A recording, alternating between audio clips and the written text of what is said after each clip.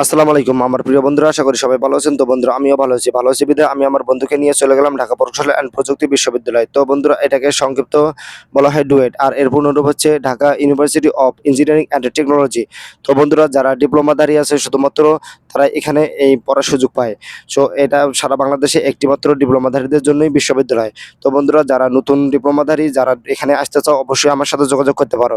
তো বন্ধুরা আমরা এই ঢাকা ইউনিভার্সিটি ঘোরাঘুরি করার পর বন্ধুকে বললাম, বন্ধু তোমাকে নিয়ে আমি একটি স্লো মোশন ভিডিও বানাবো, তো তুমি কি রাজি? তো বন্ধু আমার রাজি হয়ে গেল। তারপর আমি বন্ধুকে বললাম তুমি জোরে জোরে হাঁটো, যেহেতু স্লো মোশন ভিডিও।